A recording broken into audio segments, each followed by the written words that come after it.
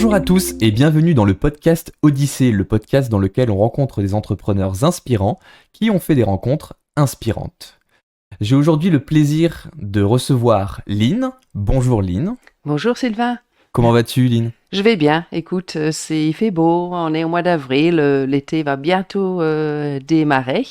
Voilà, très heureuse de venir parler avec toi aujourd'hui. Merveilleux, c'est un plaisir en tout cas de te recevoir. Lynn, est-ce que tu peux te présenter pour que les spectateurs qui nous regardent puissent te connaître un peu plus? Oui, tout à fait. Alors, je m'appelle Lynn Aimé et ma société Aimé English, qui est spécialisée dans les formations en anglais professionnel et aussi les facilitations en contexte bilingue. Alors, quelques petits mots sur les formations. Donc, j'ai ma centre de formation qui se trouve à Lille, tout près de Ray Technologies. Et ce sont des formations soit en individuel, soit en groupe. Et on va vraiment aborder le vocabulaire spécifique de l'entreprise. Mhm. Ça permet vraiment d'approfondir les connaissances personnalisées. On va pouvoir faire des stages personnalisés. On fait aussi des formations par groupe et les formations peuvent être aussi en présentiel et distanciel. Très bien. Et sur la partie facilitation? Oui, alors ça, je pense que notre monde change quelque part et on a besoin de plus en plus d'éveiller le dialogue entre collègues, entre les niveaux dans une entreprise. Et les facilitations, ça aide justement à faire émerger plein d'idées de tous les salariés et faire vraiment collaborer beaucoup de personnes pour avancer. Très bien. Donc tu es d'origine écossaise, ça? Oui, tu as bien deviné. Alors oui, je suis nationalité britannique, mais mon petit côté original, c'est que je viens d'Écosse, plus exactement à l'ouest. Donc je suis originaire de près de Glasgow. Mhm. Mais on va dire que la France m'a adopté depuis quand même plus de 25 ans maintenant. 25 ans. Oui. C'est pas mal. Du coup, tu te sens écossaise, britannique, tu te sens française peut-être Comment tu te situes maintenant? Alors, c'est pas une question facile, anodin, puisque oui, je suis britannique et en même temps, la France m'a accueilli. Mhm. J'ai découvert beaucoup, beaucoup de choses en habitant ici. Il faut aussi savoir s'adapter. Donc, je suis un peu française, un peu britannique, un peu écossaise, un peu un mélange, européenne, si je puis dire. Merveilleux, c'est beau ça. C'est beau. Dans cette époque où les gens sont divisés, tu as un Mm. bel exemple de mélange de culture. Mhm. C'est beau. Donc, Lynn, est-ce que tu peux nous parler un petit peu de comment tu es arrivée en France? Parce que avant d'arriver en France, tu as fait des études en Écosse. Donc, Mhm. est-ce que tu peux nous parler un peu de tout ça? Parce que comment cette Écossaise a pu se retrouver en France? Mes études, c'était à St Andrews. Alors, c'est une ville bien connue pour le golf et ses universités. Et Mhm. donc, j'ai fait un diplôme bidisciplinaire, français-allemand, une maîtrise. Mhm. Après cette période, j'ai aussi passé une année en France et là, j'ai rencontré mon futur mari. Mhm. C'est bien la belle raison pour venir habiter en France. Très bien. Bah, l'amour est un très bon prétexte, hein. Exactement. Et donc, Et après ces études, j'ai trouvé mon premier poste à Valenciennes. Donc, c'est vraiment pas loin d'ici non plus. Et à Valenciennes, j'ai travaillé aussi en tant que formatrice en anglais pour de nombreuses entreprises. d'accord. Et donc, comment tu t'es senti quand t'es arrivé en France? Parce que souvent, quand on vit à l'étranger et quand on entend des étrangers parler de la France, ils se disent oui, j'irai à Paris, vivre la grande vie. Toi, t'es arrivé à Valenciennes. Alors, comment on se sent en tant qu'Écossaise qui arrive à Valenciennes? Alors, Valenciennes, déjà, ce n'est pas un village. Donc, il y a un côté ouverture vers l'international. En même temps, Valenciennes, ça a bien progressé, je pense. Il y a eu la construction de tramway, il y a des choses qui l'ont fait à grandir et moi aussi. Mais arrivé d'une écossaise en France, bah, il fallait apprendre à mieux encore parler en français. Il Mhm. fallait s'adapter aux normes, aux aspects culturels. Tout ça, ça donne une richesse, une ouverture en tout cas. Ok. Est-ce que tu as eu quelques bourdes au début à la boulangerie? Tu t'es trompé de mots? Ou ou si ça a été Oh, fluide dès le début, peut-être? de nombreuses bourdes, mais les erreurs, ça fait aussi progresser, hein. Je pense que le jour où je voulais demander 2 baguettes, mais en Mhm. fait, la vendeuse, elle a compris 12 baguettes. Et donc, elle commence à préparer plusieurs sacs. Ça fait Et beaucoup, là, là. c'était pas la commande souhaitée, en tout cas. Ah oui, d'accord. Donc au niveau de la phonétique, Oui, il y avait voilà un il y petit. avait des choses à encore améliorer. Donc Ouais. c'est marrant parce Mhm. qu'aujourd'hui, du coup, tu fais de la formation en anglais professionnel Mhm. et du coup, toi, t'es passé par cette phase de voilà arriver à apprendre le français du quotidien, Mhm. de tous les jours, voilà. Mhm. Dire 2 baguettes au lieu de 12 baguettes. Oui, C'est marrant de voir que tu as vu cette autre facette du coup. Tu peux peut-être exactement. un peu plus comprendre du coup tes élèves qui peuvent avoir du mal dans leur anglais. Oui, je pense que tu as vraiment touché à une question vitale puisque parler une autre langue, c'est sortir de son zone de confort. D'être face à une situation réelle, sans aide autour ou sans téléphone pour chercher le mot, les traductions. Il faut savoir exprimer le message. Mhm. Peu importe si on fait des erreurs. L'essentiel, c'est de faire passer le message pour que la personne en face comprenne ce qu'on veut dire. Oui, c'est avant tout le sens, garder la nuance, même si les mots sont peut-être pas bien choisis. Ce qui Exactement. compte, c'est qu'on ait été compris. Oui. Et de passer à autre chose, puisqu'on n'est pas là pour dialoguer à la boulangerie pendant 20 minutes. Il faut savoir être rapide. Efficace. Ouais. Mhm. Très bien. Donc, ton premier poste en France à Valenciennes, c'était dans quel contexte? Quelle entreprise? Alors, c'était l'entreprise InLingua et j'ai travaillé quelques années pour eux. Les contrats, c'était surtout en petits groupes et dans les entreprises qui sont autour de Valenciennes, mais aussi parfois on allait à Maubeuge, on allait dans les entreprises de l'industrie. Donc Mhm. ça peut être fabrication des voitures, Bombardier pour les trains, c'était MCA à Maubeuge, c'était Valorec pour l'industrie ferroviaire, excusez-moi. Mhm.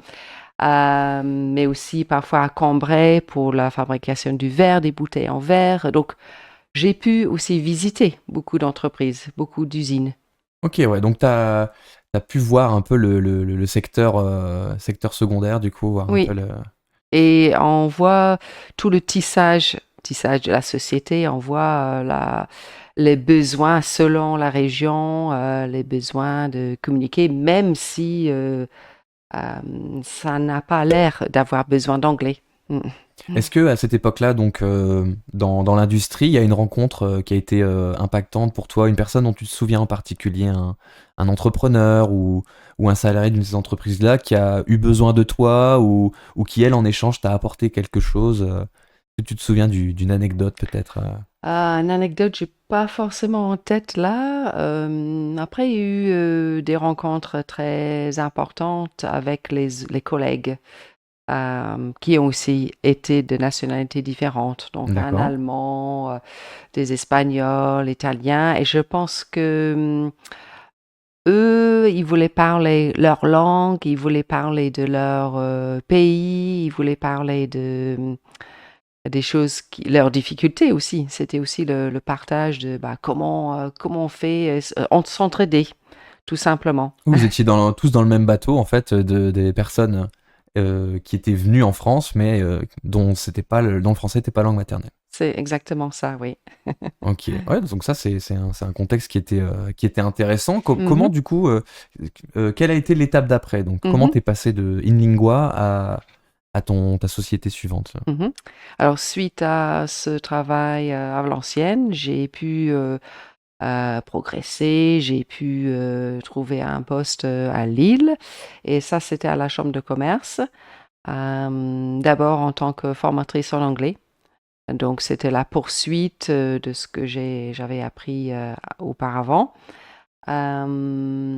Et après quelques années, on m'a confié aussi d'autres missions pour former les nouveaux formateurs. Donc, un rôle d'ingénierie pédagogique, un rôle de recherche sur les nouvelles méthodes, sur les livres qui existent. C'était aussi mettre en place une harmonisation dans la façon d'enseigner.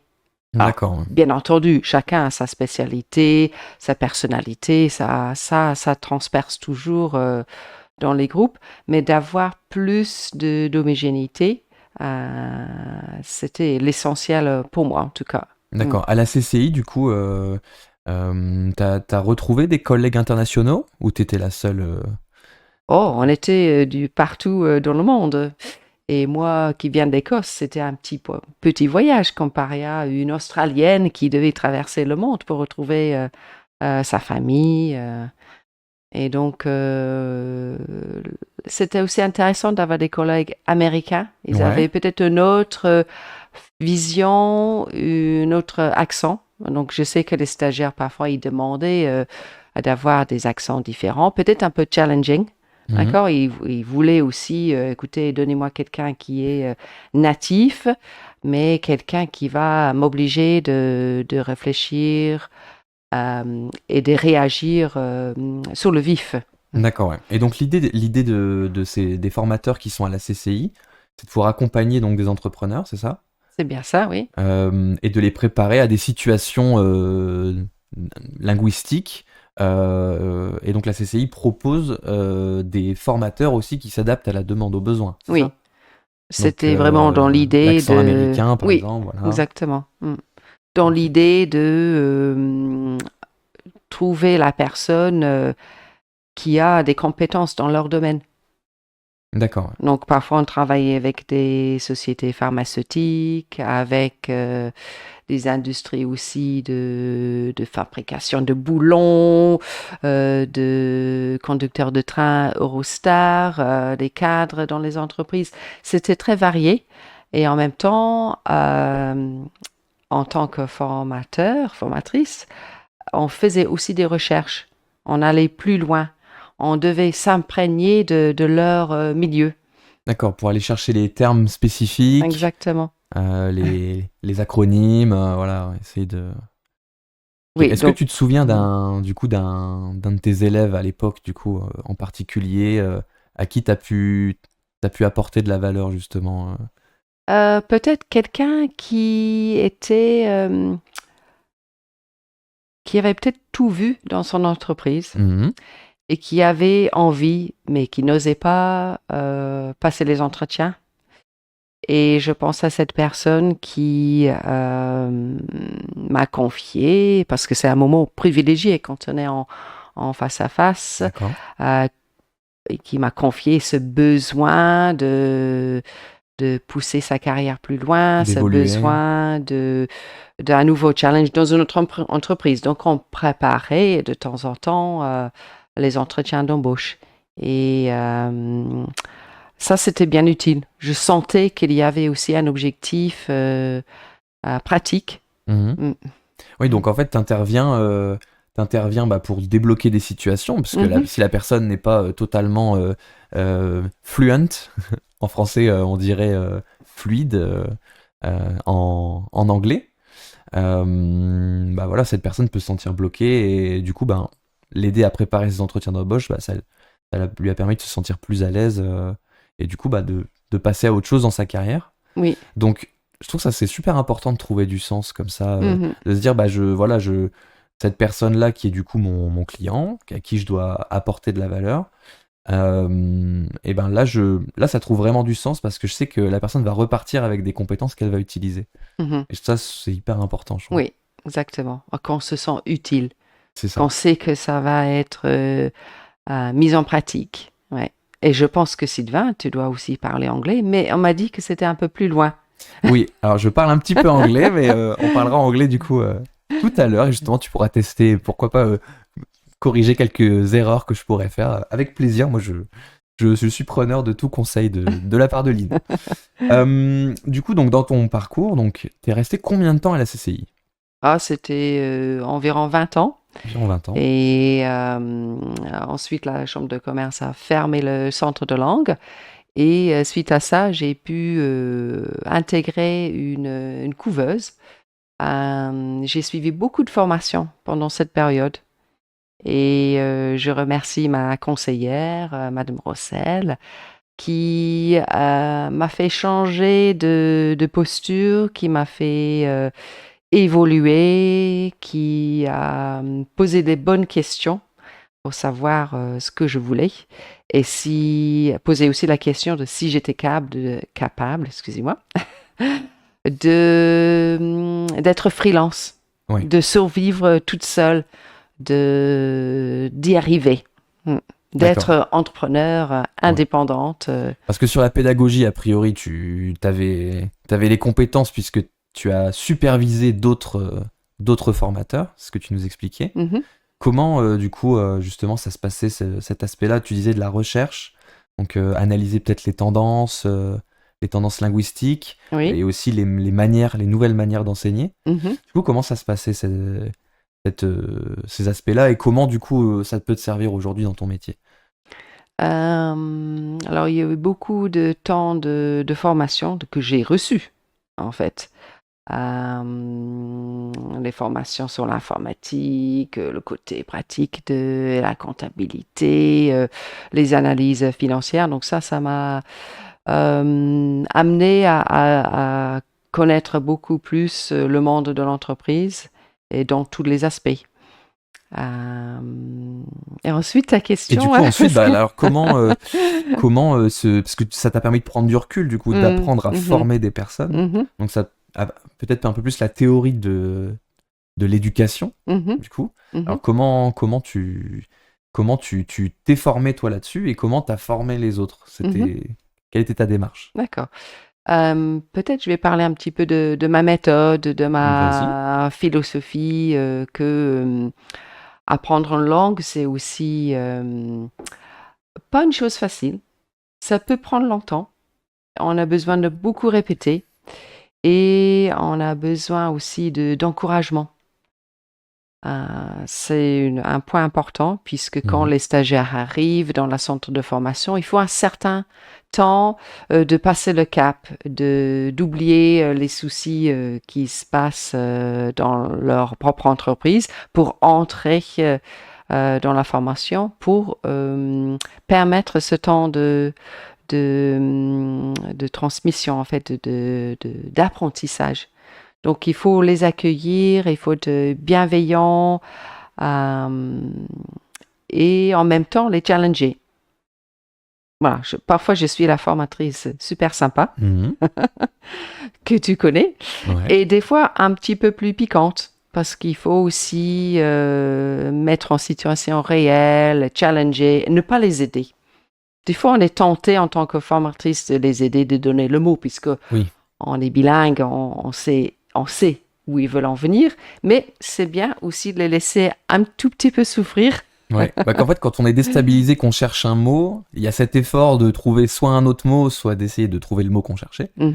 Et cette gymnastique-là, à force de le faire, on est moins déstabilisé du coup. Le mot vient pas, je vais en trouver un autre et c'est pas grave. Je vais pas me mettre à rougir devant l'interlocuteur. Tout à fait. Et donc, des fois, c'est impressionnant d'être face à quelqu'un de native. On va se dire, est-ce qu'elle va me comprendre? Est-ce que je vais être ridicule? Je vais buter sur des mots. Mais il faut passer outre cette étape-là. Il ne faut pas se sentir jugé. Tout à fait. Et donc, quand tu es en formation de groupe, c'est aussi important que même des petites différences de niveau, on arrive à communiquer. On arrive aussi à demander les autres un peu d'aide. Pourquoi pas? Ouais, donc dans tes formations, donc quand tu prends des groupes, il y a cet aspect échange. Voilà, c'est pas une formation en individuel. On profite de cet aspect groupe pour créer des interactions. Oui. Alors du coup, comment ça se passe en groupe? Alors, en groupe, on peut avoir des cours axés sur le pitch, par exemple, savoir capter l'attention de celui ou celle qui écoute. On a des formations sur les présentations, structurer les présentations, mais aussi mettre un petit point d'humour. C'est aussi important. Et un troisième aspect de mes formations en groupe, c'est les réunions. Mhm. Donc, savoir intervenir, donner son avis, y croire, mais aussi utiliser l'intelligence collective dans les réunions pour que chacun va pouvoir participer. It's participatory meetings. Donc, pour faire dialoguer tout le monde à son niveau, s'exprimer peut-être lentement ou rapidement, dire quelques mots ou 3 phrases, il faut un juste équilibre. Alors Lynn, est-ce que tu n'aurais pas un petit conseil en anglais pour voilà, être un peu plus efficace, trouver le bon mot là? Comment on fait? Je vais d'abord te montrer 2 petites astuces. Par exemple, mon S, Superman, Superman. ça c'est pour rappeler qu'il faut mettre le S au bout de chaque mot au pluriel. Voilà.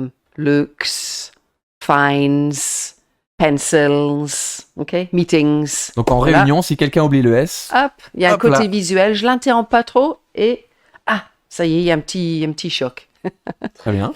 Et l'autre petite astuce pour aujourd'hui, c'est ED, aide. Ça, c'est pour les verbes au Participe passé. exactement.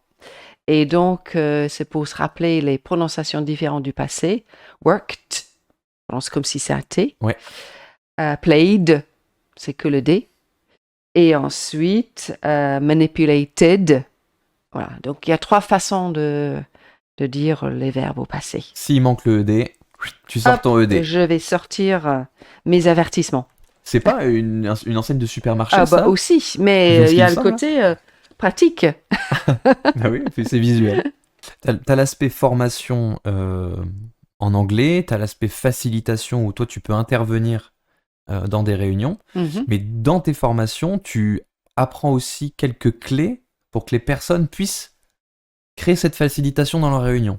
Oui, C'est ce que tu exactement. m'expliques. C'est pas que le côté langage, vocabulaire. Bien sûr, je vais donner des astuces pour dire, à mon avis, cependant, on va avancer sur le prochain slide. Tous les côtés techniques, mais on va au-delà de ça pour permettre aux gens de réfléchir. Qu'est-ce que j'ai besoin dans une réunion? J'ai besoin que tout le monde dit son vraie idée. D'accord? Mhm. J'ai besoin que tout le monde soit écouté. J'ai besoin que les idées avancent et qu'il n'y a pas d'omission. C'est-à-dire qu'il n'y a pas d'oubli de contenu. Si on a une réunion à 3 personnes, il y a bien une des 3 qui va faire émerger toutes les idées pour faire avancer la société ou pour faire avancer une nouvelle stratégie. L'idée, c'est qu'après la réunion, on se dise pas, bah mince, j'aurais dû parler de ça, ou Oui. on n'a pas traité tel sujet. Mhm, mhm. Ok. Donc, là, actuellement, tu as lancé ton activité en tant qu'indépendante. Donc, tu as quitté la CCI où tu étais formatrice et formatrice de formateurs, du coup. Oui. Voilà. Et là, aujourd'hui, donc, tu es sous quel statut, du coup? T'es Alors là, je suis en indépendant, entrepreneur indépendant. Ouais. Et c'est une nouvelle étape de travailler seul. Seul, mais en même temps, son réseau, ça compte énormément. Les personnes qui m'entourent sont là aussi pour m'appuyer. Mhm. Je n'hésite pas de demander de l'aide. Alors, c'est pas toujours facile de dire, écoutez, je ne sais pas faire, mais c'est aussi ça, toucher les points un peu faibles. Un peu pas être fort en tout. Oui, tout à fait. Ça, reconnaître ses lacunes et Oui. pas hésiter à demander de l'aide. Oui. Du coup, quand tu t'es fait accompagner par la couveuse, comment elle s'appelle cette couveuse qui t'a Alors, accompagné? c'est la BGE qui La m'a BGE, accompagnée d'accord. pendant 1 an. Très bien. Et du coup, bah, là, tu as été bien entourée, j'imagine. Oui. Ça t'a évité de te retrouver toute seule face à cet océan de possibilités. Oui. Du coup, quels sont les conseils que tu as pu avoir du coup à ton lancement pour pas te retrouver perdu? Mm. Il y avait beaucoup de réunions de co-développement avec les autres personnes incubées pour les autres startups ou alors des reprises de société. Donc, on était beaucoup mis en réunion pour s'entraider et on avait tous cette envie de réussir à trouver une niche ou de réussir à s'en sortir seul, mais pas seul en même temps. Donc, cette a frame of mind, des fois on dit mindset, des fois on dit on a like-minded, enfin un avis similaire. Ouais. Ça nous a aidé à progresser. On était tous à des stades différents aussi. D'autres personnes avaient déjà créé leur entreprise et des personnes avaient déjà repris une entreprise. Enfin, il y avait des stades différents. Et donc, la BGE, donc là, de l'accompagnement, il s'est terminé ou t'as encore suivi ou c'est... Alors, je suis encore suivie en après-création. D'accord. Exactement. Donc eux, ils s'assurent que une fois que t'es lancé, ça se passe bien, c'est ça? Tout à fait. Alors, il peut m'arriver encore d'avoir des questions d'ordre juridique. Mhm. Et donc, c'est bien d'avoir cet appui. Un petit email, on a une réponse rapide et ça permet d'agrandir, tout simplement. Bon, très bien. Du coup, maintenant que t'es indépendante, comment ça se passe au quotidien? Du coup, tu gères ton planning, c'est quoi les différences, on va dire, au quotidien par rapport à ce que tu faisais avant à la CCI, du coup, maintenant que tu es indépendante? Alors, tout comme toi, Sylvain, il n'y a pas de routine. Il n'y a pas de routine, ça c'est vrai. Écoutez bien, il n'y a pas de routine dans l'entrepreneuriat. Pas de routine, pas d'ennui. Pas d'ennui non plus, c'est vrai. Des ennuis, parfois des difficultés, oui. Mais d'ennuis ou de moments creux, il n'y en a pas. Parce que je pense, je vais dire comme toi, tu es créatif et on a besoin de trouver des solutions, de se forcer peut-être à aller envers les autres et c'est une grande satisfaction aussi. Ouais, on sort de sa zone de confort, on est forcé de trouver des solutions à des problèmes qu'on n'aurait pas eu autrement. Mhm. Mais effectivement, on se sent grandi d'une certaine manière. Oui, On peut être fier parce que tout le monde n'ose pas passer le pas. Et puis voilà, quand on est bien entouré, ça se passe mieux, hein. Tu vois, tu disais, il y a la BGE, il y a le fait d'utiliser son réseau. Est-ce que mhm. tu as pu t'appuyer, toi, sur des personnes que tu avais rencontrées auparavant dans ta carrière, qui t'ont soutenu ou qui t'ont encouragé, ou qui t'ont dit, ou qui, elles aussi, peut-être, se sont lancées en indépendant? Est-ce que t'as eu ce genre de contact? Alors, oui. J'avais aussi une entreprise d'artisanat. Et donc ce monde-là, le monde créatif, artistique, j'avais fait beaucoup de rencontres, des gens qui sont aussi indépendants, qui sont face à des difficultés peut-être économiques, et de faire marcher leur réseau aussi. Ces personnes-là m'ont encouragée. La famille aussi m'a encouragée. Enfin, il y a eu beaucoup de bienveillance autour de moi. Bon, tant mieux. Et alors, tu nous parles que tu as eu une activité artisanale, Oui. parce que j'ai cru comprendre que tu t'avais fait de la peinture, de la gravure. Tu peux nous resituer le contexte? C'était à quelle époque, du coup, cet artisanat? Alors, l'artisanat, c'était pendant une période où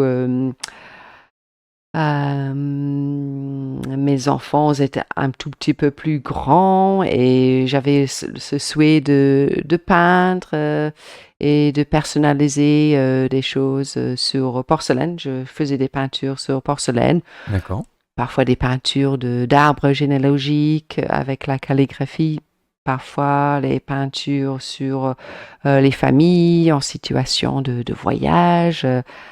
Et donc, parfois, je faisais aussi des plaques de maison, enfin, beaucoup de choses où il y avait beaucoup de finesse, de minutie dans les gestes, de savoir les cuissons des céramiques, un côté technique et un côté artistique qui me plaisait beaucoup. D'accord, donc et du coup, en même temps que tu faisais ça, tu continuais l'activité linguistique ou ça a été une pause? Oui, tout à fait. Je T'avais continuais la les partie. deux parties en Oui, parallèle, du coup. exactement. Mhm. D'accord. Et quelque part, aujourd'hui, je retrouve un côté artistique dans les façons de faire des présentations, dans le storytelling, dans les slides que je vais utiliser. Il y a un côté euh,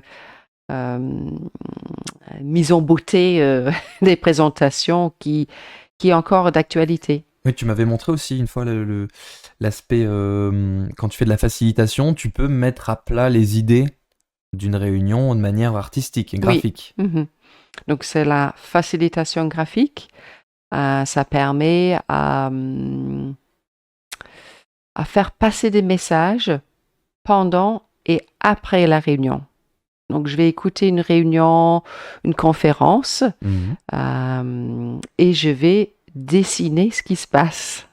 Dessiner le message, dessiner peut-être les têtes des personnes, des intervenants, dessiner les idées. C'est très intéressant comme démarche. Et suite à des réunions, donc je vais afficher, excusez-moi, Mhm. Pas de souci. je vais afficher les œuvres, pas des œuvres, je vais afficher les posters, les affiches, Ouais. pour que justement le personnel puisse y regarder, mémoriser ce qu'on s'est dit, et rapidement. On n'a pas besoin d'un PowerPoint de 5 pages pour faire passer le message, il faut un dessin. Donc à l'issue de la réunion, il y a un support visuel Oui. qui permet de se souvenir des points clés Mhm, mhm. et aussi d'entretenir le souvenir de cette conférence qu'on a Oui, pu voir ou de cette réunion qui a eu lieu. exactement.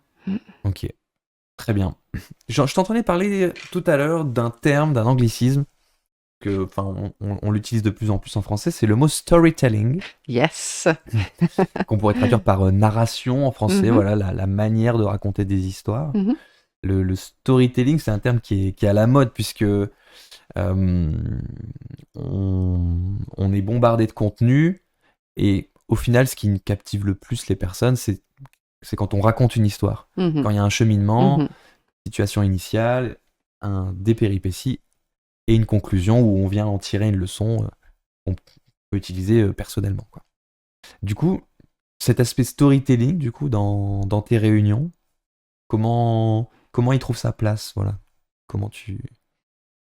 Le storytelling dans les réunions. Alors, parfois, ça va être juste les intervenants qui ont envie d'exprimer quelque chose, un vécu. Et moi, je vais écouter. Et on va en tirer les mots-clés, on va en tirer quelque part les leçons, ce que ça les a amenés à penser. Le storytelling, ça capte l'attention de l'auditoire. Mhm.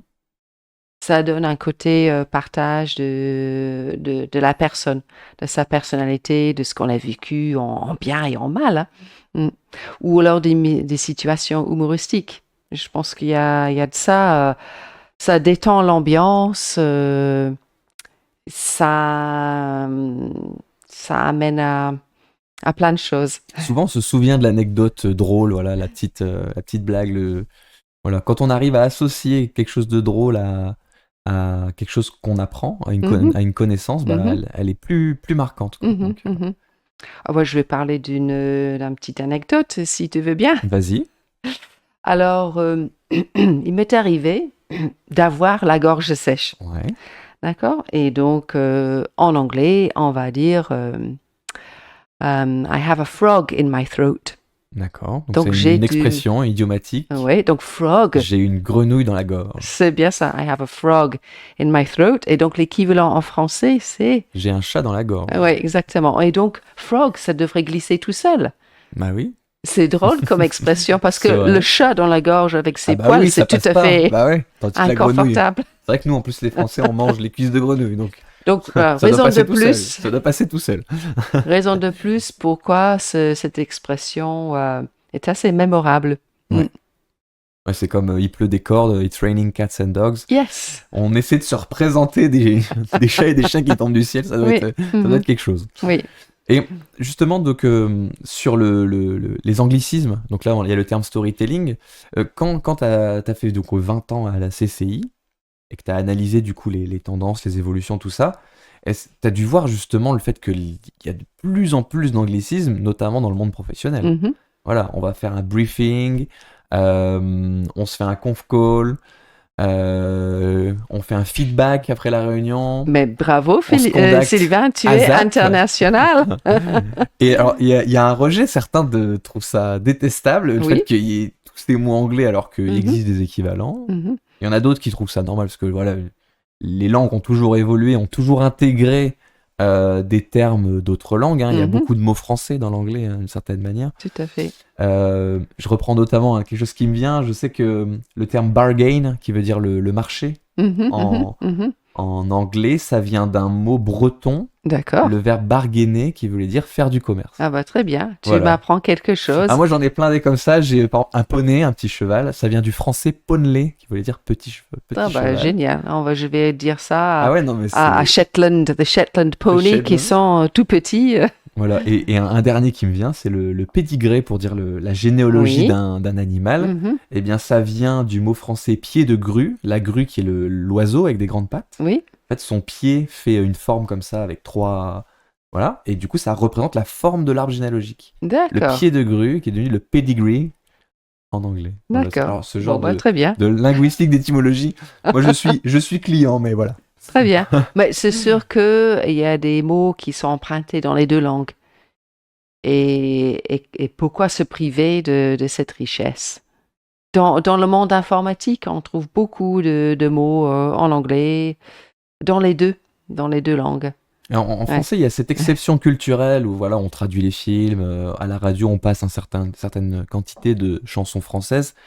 Il y a, comment dire, il y a cet aspect où, comment dire, je perds mes mots, pardon. Je vais pas pouvoir Je vais t'aider boire là. un peu d'eau. où on essaie de tout traduire. De tout traduire. Et par exemple, dans l'informatique, comme tu disais, il y a beaucoup de mots anglais, mais le mot software, par exemple, ça a été traduit à l'époque en français, c'est assez resté, c'est devenu le mot logiciel, Mhm. et du coup un mot valise entre voilà, logique et etc. Et les Espagnols, eux, n'ont pas fait cette traduction. On dit D'accord. en espagnol, on dit un software. Très Du bien. coup, c'est marrant de voir qu'il y a des mots qui sont passés, d'autres sont pas passés dans la Oui. langue. Mhm. Donc, C'est bien. voilà. Moi, je parle que anglais, français, allemand aussi. Et toi, Sylvain? Alors moi, je parle français, anglais. Moi, je dirais que j'ai un niveau plutôt bon. Espagnol, je le pratique peu, mais je sais le lire. Très bien. Plus que moi alors. Voilà. Et j'ai quelques bases. Voilà. Je connais quelques mots de vocabulaire en japonais et en allemand. Très bon, bah, Voilà. bravo. Mais c'est bien quand on est en voyage, on lit des panneaux, on sait traduire les panneaux. Mhm, mhm, mhm. Mais ouais, du coup, donc l'allemand, ça faisait partie de ton cursus scolaire. Oui. Tu avais français, allemand. Et donc, combien d'heures par semaine t'avais vraiment beaucoup de français, beaucoup d'allemand? C'était intense? C'était vraiment les deux langues en parallèle. Mm. D'accord. Mhm. Et t'avais aussi un peu d'histoire, de culture, enfin de cours Oui, sur aussi. L'histoire. Et on encourageait les voyages. Je faisais mes premiers postes en Allemagne d'ailleurs. Donc Vraiment, c'était vraiment des pas. stages, c'est ça Non, des stages. Je travaillais l'été en oui. Allemagne. Quelle image, du coup, les Britanniques avaient des Français quand t'étais encore en études? Mhm. Je vais peut-être parler un petit peu du côté typique, avec le béret, le gilet rayé. Ah oui, la marinière, Exactement. Et la baguette. la baguette et le bouteille de vin. Oh, oui, c'était accessoire. Accessoire. Mais la baguette, c'est- surtout. la baguette, c'est d'abord. Le pain. Et quand t'es arrivé en France, alors, Quand tu es arrivé en comment ça France, cette image par rapport à la réalité, comment ça s'est confronté? ce que j'ai découvert des Français, surtout les nordistes, parce que je n'ai pas un énorme nombre Ouais. d'expérience d'autres régions. Les nordistes, j'ai pas trop vu le béret. C'est vrai que c'est à part mon grand-père, moi je connais personne qui porte le béret. Alors, passons un peu ce Mhm. côté habit. Je pense que la partie alimentation, c'est important. La fraîcheur des légumes, des fruits, c'est Ouais. toujours important. Euh, et moi, ce que j'ai trouvé tout de suite, c'était les personnes du Nord qui sont chaleureux. C'est, hum, c'est un petit mot. Quand on arrive dans un magasin, on dit bonjour. On vous souhaite une bonne journée. Il y a ce Ça, tu l'as côté. remarqué tout de Oui, suite. je l'ai remarqué tout de suite et ça dure toujours. Je n'ai pas senti que cette jeune génération dont on fait partie, n'est-ce pas? Bah oui, oui, on est des petits jeunes, hein. Et donc, cette politesse, ça continue. Ouais, Ouais. Après, il y a les côtés bosseurs. ouais. Côté, on travaille de longues journées. La journée démarre à 8 heures, des fois ça termine à 19 heures. Elle est longue en France. Bah, à ce qui paraît, il y a des pays où, voilà, où ça travaille beaucoup plus que les Français. C'est vrai que nous, en tant que Français, on a l'impression de beaucoup travailler, mais il y a des pays qui travaillent beaucoup plus. Oui. Mais toi, Mhm. tu t'as trouvé que ça, qu'il y avait ce côté, voilà, capable de faire des longues plages horaires, Oui. sans se plaindre, ou ça se plaint un peu quand même, les Français? Oh, vous savez, Attention là, ça peut se plaindre. ça peut se plaindre. Ça aime se Ça plaindre. aime se plaindre, ça aime se plaindre. Oui, mais en même temps, c'est vrai qu'il y a des côtés grève, imprévisibles. C'est vrai. Ça reste vrai. Qu'est-ce que je peux dire de plus sur les Français ou la vie en France? Euh, Peut-être le côté naturel, humble, Ouais, humble. On n'a pas besoin de forcément se vanter pour être efficace au travail. Et ça, j'aime bien dans le ouais, côté nord, en tout cas ce que j'ai découvert ici. ouais. Les nordistes, je les trouve à la juste hauteur de modestie. Ah bah Oui. c'est beau, c'est très beau ce que tu dis. C'est vrai que ça on l'entend moins souvent comme compliment, mais Mhm. c'est très bien. Du coup, là, ce que je te propose, sans transition, pour te connaître un peu plus, je te propose un petit jeu, et cette fois-ci, là, on sera en anglais. D'accord. Est-ce que je dois vraiment me dévoiler? Ça va juste être rapide. Tu dis ce que tu veux. C'est un petit jeu où je vais te demander ce que tu préfères dans la vie, en Ok. général. Et je réponds en anglais. Et C'est tu ça? réponds en anglais. Là, on parle que en anglais. Et ensuite, on repassera sur le français. Donc, vous qui nous regardez, il y aura bien sûr des sous-titres. Voilà, puisqu'on n'est pas en live cette fois-ci. Ok, on va couper sans cela. Vous qui nous regardez, bon courage. Donc on y va. Lynn, let's play. What is your favorite city? My favorite city has to be Florence. Florence. I'm afraid it's in Italy, not in France. Oh, it's a beautiful city. I've been to Florence. I like it. What is your favorite animal? Oh, it has to be a cat. I have one and only cat at home, and her name is Sky, like the Isle of Skye. Sky is the queen in your home? It seems to be the case, yes. Maybe a god. They Oh, goddess, even. goddess, yeah. What is your favorite food? My favorite food. Um, Can I say two things? I'm going to say fish and chips, and I'm going to say mussels and chips. Okay, and between the two, which one do you prefer? If I have to choose, then it would be fish and chips. Fish and chips. It's lovely and greasy. Yes, I like it very much. Who is your favorite actor? Um, who do I admire the most? Um, hmm. Shall I say Sean Connery? Okay, Alas, he's no longer with us. was a gentleman. Yes, yeah. And he lived in France. Oh, I did not know. Hmm. Interesting. What is your favorite movie? In the Mood for Love. I don't know this movie. In the Mood for Love. So I'm not sure if it's from Korea or an Asian country, Okay. but the music for this film is really something else. I'm gonna check it out. In the Mood for Love. Mhm. Who is your favorite singer? Um, hmm. can't think of there's a group of 2 women in France. What shall I say? I'll say Sade. Sade? Yeah. Okay. Next, who is your favorite writer? I know you like reading. I do. Previous book was Rachel Joyce, and I quite like her book about Harold Fry and the Unlikely Pilgrimage. Okay. The title of the book. Kate Atkinson, I'm fond of. Okay. And which Yeah. one do you prefer? A God in Ruins. Okay. And your favorite writer is? So? Oh, if I have to choose, maybe I'd say Kate Atkinson.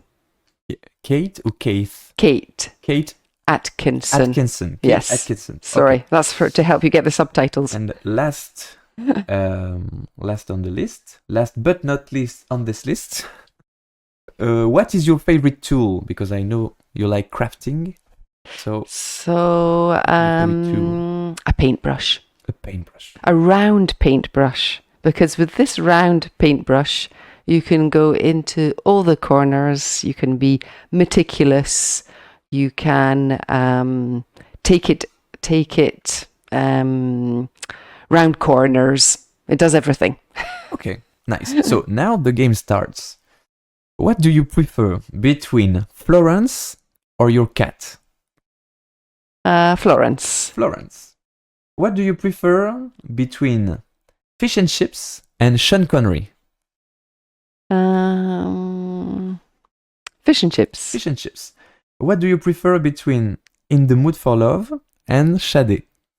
In the mood for love. In the Mood for Love. What do you prefer between Kate Atkinson and the round paintbrush? My paintbrush. Your paintbrush. Okay. Now, what do you prefer between Florence and fish and chips? Florence. Florence. What do you prefer between it was Sade, your Yeah. and your round paintbrush.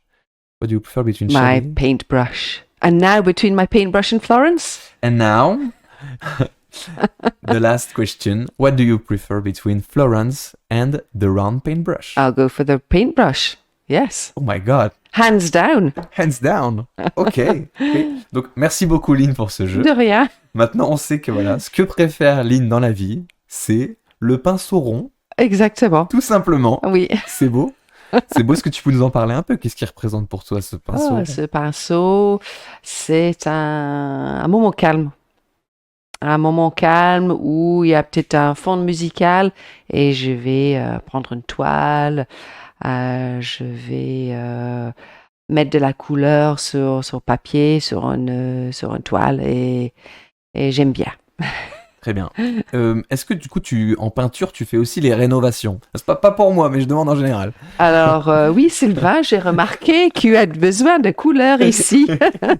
J'admets que ça manque un peu de couleur. Pourquoi je te pose la question? C'est que je suis venu à l'inauguration de ton nouveau local Oui. et j'ai vu que c'était très beau à l'intérieur. Donc, est-ce que c'est toi qui as fait les peintures? J'ai fait tout sauf les moulures au plafond D'accord. parce que j'avais aussi un risque d'avoir un torticolis. Donc, Ah oui. l'artisan a fait le plafond et j'ai fait les murs, le ponçage, Magnifique. toute la suite. Magnifique. Donc, justement, tu as ce local où tu reçois donc tes élèves chez toi, puisque Mhm. ce local, il est dans ta maison. Comment on gère justement ces deux espaces, avoir un espace pro, un espace perso? Comment l'un n'empiète pas sur l'autre? Comment on fait? Comment tu gères? Alors, c'est peut-être la même question pour tous les entrepreneurs parce qu'ils doivent trouver un lieu pour travailler à la maison. Oui. Moi, j'ai de la chance d'avoir cette pièce à part. On ferme la porte, on quitte le bureau pour aller à la maison. J'ai déjà entendu d'autres personnes qui font une astuce pour séparer le monde du travail avec le monde personnel, famille. Euh, Ils quittent leur bureau ou leur pièce ou leur table et ils changent d'habit. Ils changent une chemise Oui. ou ils mettent d'autres chaussures. C'est passer un cap physique et c'est se permettre mentalement de ne pas être envahi. Ouais. Ah, c'est une Mm. bonne technique, ça. Ah, je note. J'aime bien. Très bien.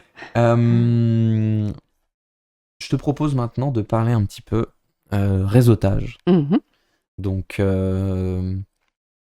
aujourd'hui, quelle est la place du coup dans ta carrière du réseau? Tu as récemment intégré le groupe Odyssée. Quoi, avant d'intégrer ce groupe, est-ce que tu faisais déjà du réseautage? Est-ce que tu allais à des soirées? Est-ce que tu gardais contact avec des anciens collègues? Voilà, comment tu faisais comment tu faisais ton réseautage avant d'intégrer le groupe Odyssée? Tu as raison. Il y a eu des collègues, des anciens collègues que je continue à voir, à conseiller, à dialoguer. Il y a aussi d'autres réseaux où, oui, je vais à une soirée ou une conférence et on va pouvoir parfois échanger les cartes. Parfois, c'est sans suite. Parfois, il y en a deux pépites aussi qui sont surprenants, qu'on a des choses en commun, qu'on reste en contact. Depuis que tu as intégré le groupe Odyssée, du coup, qu'est-ce que tu as remarqué du coup dans cette aventure de réseau? Qu'est-ce qui t'a le plus marqué? Les gens sont venus vers moi et j'ai trouvé ça chouette. J'étais pas anodin, j'étais pas l'inconnu, j'étais pas l'étrangère, j'avais pas Ouais. cette étiquette-là et j'ai trouvé que la réaction des personnes plutôt de curiosité, de savoir plus sur mon activité professionnelle, c'est ça qui m'a encouragée à rester, à y adhérer. Oui. Bah c'est beau, mais je pense que tu as naturellement cette bienveillance. On sent que tu es prête à écouter, tu es prête à apporter ton aide, donc je pense que les gens te rendent, tu vois, te rendent ce- cette intention, Mhm. je dirais. Du coup, ça fait donc un certain temps que tu as intégré le groupe Odyssée. C'est quoi du coup ta perspective pour la suite en termes de réseau? Tu veux continuer à peut-être aller dans des soirées entrepreneuriales? Est-ce que toi, tu as peut-être l'envie de créer ton propre groupe? Est-ce que tu as peut-être envie... tu avais fait une inauguration dans ton local, et du coup, des personnes s'étaient rencontrées à ce moment-là. Donc, est-ce que tu veux faciliter peut-être la rencontre ou justement garder ce rendez-vous hebdomadaire avec le groupe Odyssée? Voilà, comment tu vois ton évolution en termes de networking? Bon, Sylvain, ça fait 10 questions, Anna. Ouais, ouais, mais en fait, je te donne des C'est pistes. très bien. Je te donne des pistes, je te laisse, débrouille-toi avec ça. D'accord. Alors, façon journaliste, C'est ça. euh, Madame Aimée, écoutez, voilà. Oui, il y a plusieurs aspects dans tes questions. J'aime venir le mercredi matin. Je trouve ça un moment privilégié. On est focus sur soit une présentation de quelqu'un ou soit une sorte de co-développement où on peut évoquer les questionnements pour faire développer notre propre société. Euh, Moi, j'aimais bien faire l'inauguration pour fêter le vrai démarrage.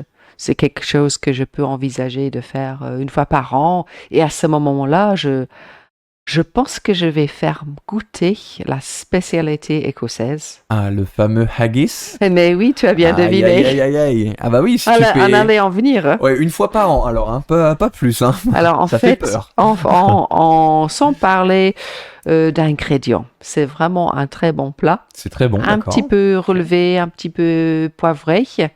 Et on mange ça en janvier, En janvier. justement. Donc, à un an après l'inauguration, on peut revenir goûter en janvier le haggis. Ah bah, notez tous le rendez-vous dans vos agendas. Dégustation de haggis chez Lynn en janvier 2026. Oui, Donc, tu sais le préparer toi-même, ce fameux haggis? hélas, non. Ah, Donc tu vas devoir te renseigner, du coup, tu vas devoir... Ah non, je vais pas tu vas le faire cuisiner. faire, Je vais préparer. faire, je vais importer. Oups. Oh, oula.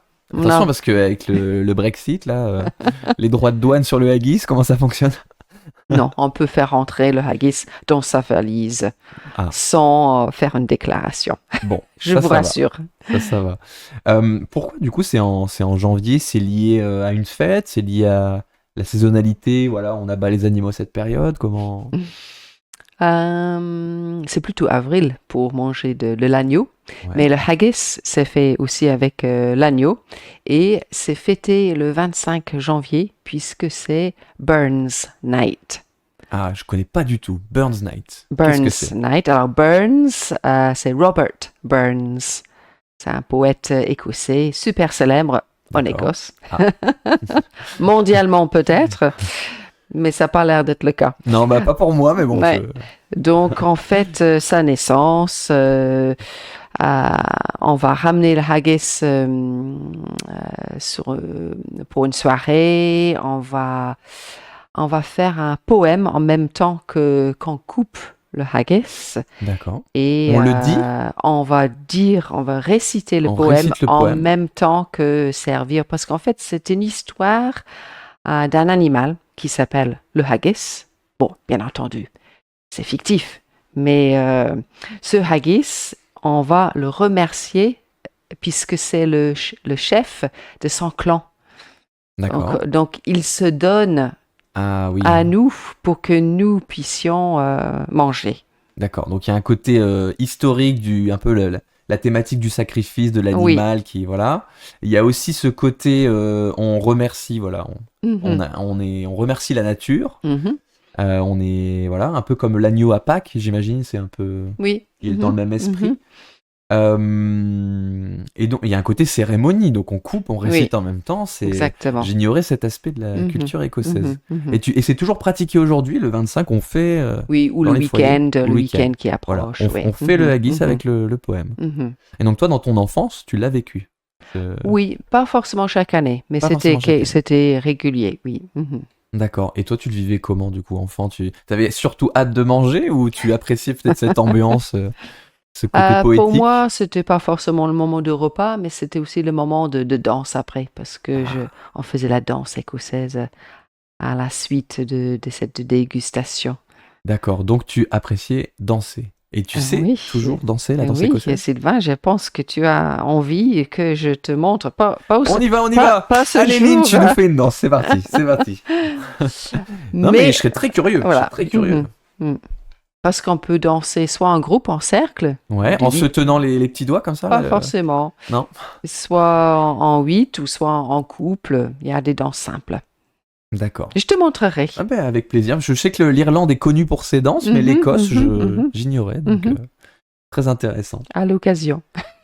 Très bien. Et bah écoute, je pense que c'est une belle manière de conclure. Voilà, donc Lynn, tu fais partie du groupe Odyssée, tu as pu donc participer à ce podcast. J'espère que ça t'a plu. Oui, énormément. Ça m'a permis de parler de choses très diverses.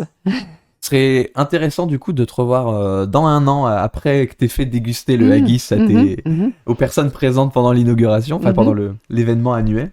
Ça peut être intéressant d'avoir le retour d'expérience. Exactement. Bah, du coup, merci à toi. Et donc, merci à vous de nous avoir regardés. Je vous dis donc à la semaine prochaine pour rencontrer notre prochain invité. Et si vous souhaitez passer dans le podcast Odyssée, envoyez-nous un mail à contact@odyssée groupe-odyssée.fr. Bref, le lien sera affiché juste en dessous. Et puis, je vous dis à bientôt. Merci encore, Lynn. Merci à toi, Sylvain.